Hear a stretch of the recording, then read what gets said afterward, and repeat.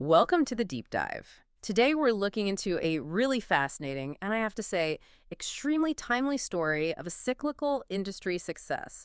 Namura Shipbuilding. That's ticker 7014. Right. We've gone through a stack of sources on this one, and it's a textbook case, really. It's an industrial heavyweight that has managed to navigate some uh, pretty extreme volatility. And by volatility, we mean the wild swings in global shipping, material costs, and of course, currency rates. Exactly. And we're going to pull out the key strategic pivots that really explain their recent, well, explosive earnings growth. Yeah. It's completely changed how the market sees this company. So our mission for you, the listener, is to spot the crucial, sometimes counterintuitive risks and drivers here. Is this phenomenal performance a real structural change, or is it just a temporary blip, riding the wave of the weak yen? That's the core question. Okay, let's get into it. So when we talk about Namura, we're talking about a company with deep roots. It goes all the way back to 1911. It does. But the company as we know it today, its modern identity was really forged in the 1970s. That's when they built the Imari Plant in Saga Prefecture. And that became the core of their shipbuilding focus, right? After they sold off their older facilities in Osaka. Precisely. And that location really defines them now. Their main business is, of course, building new ships. But they've always understood that the shipbuilding cycle is it's brutal. So they diversified. They had to. That's why they also have segments in steel structures, machinery, and importantly, ship repair. It was about finding some stability. I was looking at one of their old midterm plans from the early 2000s, and their philosophy was refreshingly blunt. It just said, we must make a profit. I love that. Yeah. No jargon, just a straightforward focus. And that really drove their need to strengthen the core marine business, but also build up those other less volatile areas. So today, their strengths really rest on two main pillars. I'd say so. First, you have their technological expertise, groups like Namura Engineering doing complex hull design. And second, those deep, long-standing ties with major customers, both at home and abroad. That stable client base must be their first line of defense against the price wars. Absolutely. Now, let's get to the numbers, because this is what's catching everyone's attention. We have to look at the immediate past, so fiscal year 2024 through the first quarter of 2025. The speed of the turnaround is what's astonishing. Q1 2025 operating profit. It surged by nearly 200% year over year. A jump like that really demands a closer look. And what we see is that it's not just one thing. It's a powerful combination of two major drivers working together. The first one is the one everyone's talking about, the currency tailwind. The weak yen has been a huge, huge moose. It's massive. I mean, the average rate in Q1 2025 was around 155 yen to the dollar. Compare that to about 140 the year before. And since most of their contracts are in US dollars, that difference just drops straight to the bottom line. Straight to the bottom line. It translated into 618 million yen in foreign exchange gains, just in that first quarter alone. Wow. But you said there was a second factor. Yes. And this is the crucial part. If the currency was the fuel, then the engine was their strategic execution. They made a very active shift in their strategy. Away from what? Away from building these highly bespoke, one-off, large ships, which are, very complex and hard to manage costs on. Instead, they moved toward mass-producing, standardized vessel types. They call them their group strategic products. Exactly. So why is that so important? I mean, couldn't you argue the weak yen is doing all the heavy lifting here?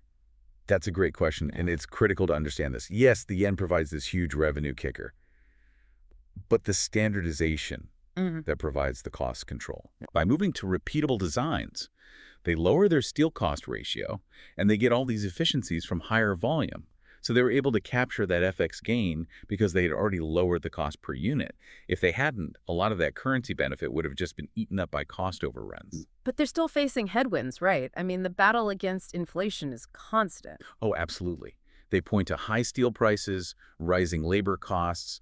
These are major challenges that are offsetting some of those gains. Which brings us to the core vulnerability of their whole business model, this long cycle currency risk. This is where it gets really interesting. Their business is heavily export-oriented, sometimes over 75% of sales, and it's all priced in US dollars. So the problem is the lag time. There's this 2 to 3 year gap between when they sign a contract and when they actually deliver the ship and get paid. Precisely. So you sign a contract for, say, $100 million when the yen is at 150. On paper, that looks great. But your actual profit depends on the exchange rate 2 or 3 years from now. Yes. When they deliver the ship, So imagine the yen reverses course and strengthens from 150 to, say, 135 before delivery. Your expected revenue in yen has just plummeted. And that's when you have to book those devastating, what do they call them? Construction loss provisions? That's it. And this isn't theoretical. We've seen it happen. Back in fiscal year 2009, high costs and a strong yen forced them to revision nearly 4 billion yen in losses. So that risk, a sudden sharp reversal of the yen wiping out years of profit, is the single biggest challenge in their business, even with hedging. It is. And on top of that, you have the structural competition. The global market has overcapacity. China is still the dominant player, with policies like home cargo, home built, that really prop up their own shipbuilders. So that creates this long-term supply and demand pressure that Namura always has to deal with. Always. Okay, so let's pivot a bit. Let's talk about what provides them stability, because a business this volatile needs an anchor. The first big anchor was scale, right? The 2014 merger with Sasebo Heavy Industries, or SSK. Yes, that was a move they had to make for survival, really. That consolidation instantly made the group the third largest in Japan by new ship capacity. And scale matters because it gives them more purchasing power on materials. Better procurement power, exactly. Yeah. And it gives them crucial regional flexibility with their yards at Imari, Sasebo, and Hakata Dock. It just made them too big to be easily pushed around.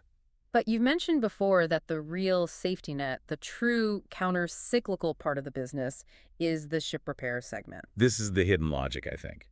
This part is run mostly by Hakata Dock and Sasebo, and it's so reliable for one simple reason. The customer. The customer. The primary customer is the Japanese public sector.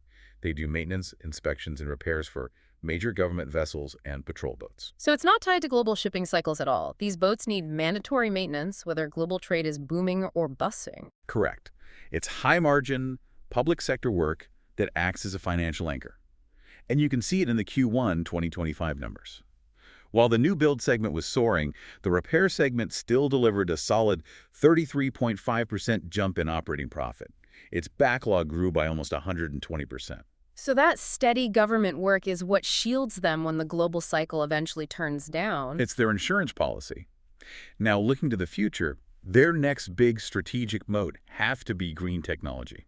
Because of the IMO regulations on emissions, SOx, NOx, CO2, the whole industry is being forced to change, and fast. Right, and that's not just a compliance headache. It's a huge capital investment, but it's also a competitive necessity. If you can't build eco-ships, you're not going to get future contracts. Then they seem to be positioning themselves to be a leader there. They are. We see them delivering LPG-fueled carriers. They're heavily researching large ammonia carriers, which many see as the next step for zero-emission vessels. And they're putting serious money into it. How much are we talking? The forecast for 2025 shows about 556 million yen just for R&D, plus a lot of capex going into smart factory initiatives and modernization.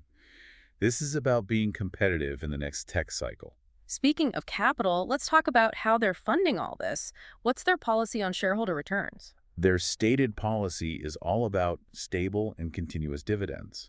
But, and this is key, that's always secondary to building up their financial resilience. Management's focus is on the balance sheet first. First and foremost, they are specifically targeting a 30% shareholder equity ratio. And that 30% number is crucial. In an industry this cyclical, you have to be able to weather the downturns without having to sell assets or take on expensive debt. And they've come a long way. I think it was down around 23.6% back in 2014. It was. So hitting that 30% target is a fundamental step toward making the business more robust. The strong earnings have let them raise dividends, which shows confidence, but they're still funding that growth and strengthening the balance sheet. And what about governance? They use an executive officer system. It basically separates the board's decision-making from the day-to-day execution.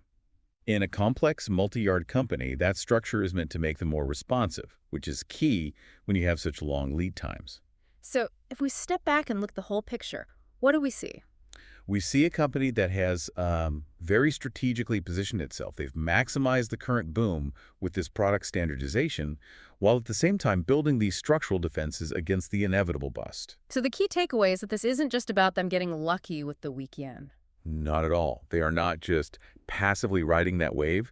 They have fundamentally changed their product mix, and just as importantly, they've secured this robust, non-cyclical backstop in defense and government ship repair.